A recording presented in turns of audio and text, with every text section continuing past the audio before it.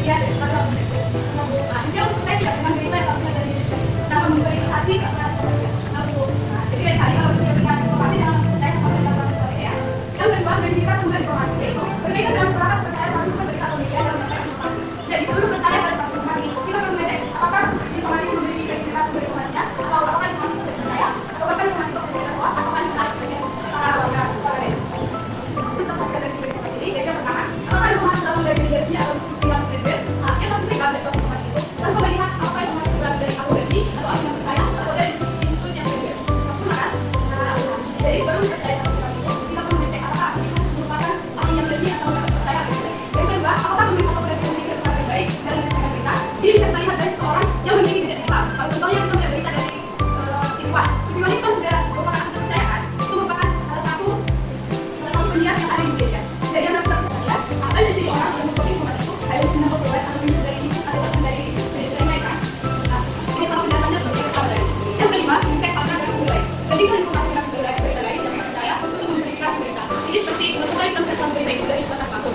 Itu kan belum tentu merupakan yang terpercaya kan? Jadi kita perlu memverifikasinya dari sumber lain yang merupakan akun yang terpercaya. Yang kedua, nanti ada data seperti tanggal, konsumen, dan verifikasi.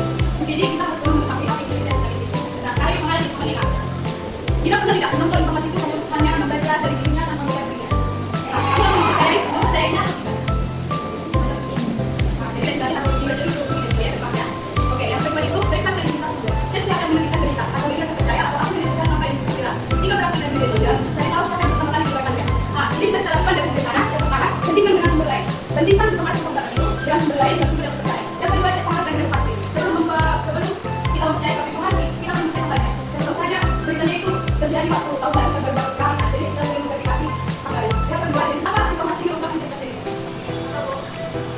Nah, informasi ini merupakan berita kredibel karena yang pertama sumbernya jelas, yaitu dari BMKG, Badan Meteorologi, Klimatologi, dan Geofisika. Yang kedua, memiliki akuratan yang jelas, yaitu membuat lokasi, waktu, dan tempat yang jelas. Yang ketiga, kredibilitasnya terbitkan oleh lembaga resmi dan dilaporkan oleh beberapa media berita yang dipercaya.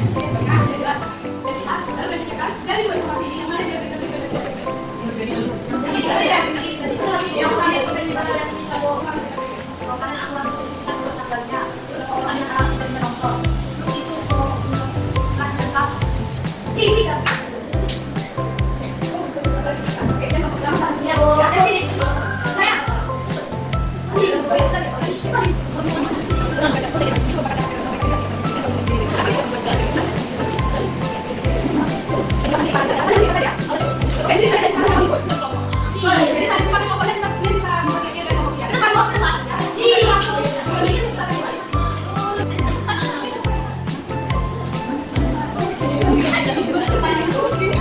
Oke.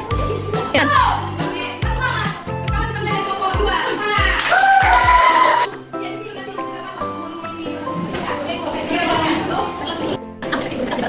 Jadi dari awal karena ini merupakan kredibel karena tanggal jelas dan benar. Jadi pengerjaan yang dua saya berangkat, tapi dia sudah memahami apa itu informasi belajar dan tidak kredibel kan? Oke, jadi kemudian apa manfaat belajar dari berita kredibel dan tidak kredibel? Oke, Kita tahu yang mana itu berita yang benar dan tidak benar dan tahu dari seterusnya dan bukan ada lain. jadi kita jadi tahu berita yang benar. Jadi silakan dalam belajar hari ini.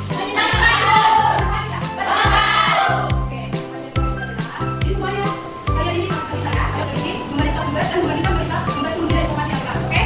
Oke. Berarti kita sudah siap untuk tugas yang pertama. Mau kalian mencari satu informasi atau satu tayangan dari berbagai sosial media. Lalu kalian mengeluarkan informasi apa dari media sosial. Oke? Jika akan dibutuhkan setelah sesuatu, itu masuk ke depan. Kita mencermati kami semuanya ada lagi ya. Oke langsung. Oke. Jadi kita dibutuhkan ya. Sampai dapat mencari tahu karena dengan mencari tahu kita bisa memahami dia dan kita bisa menyiapkan diri kita untuk mempersiapkan sesuatu yang baik untuk diri kita sendiri. Oke? Untuk pertama kali ini satu orang ke depan.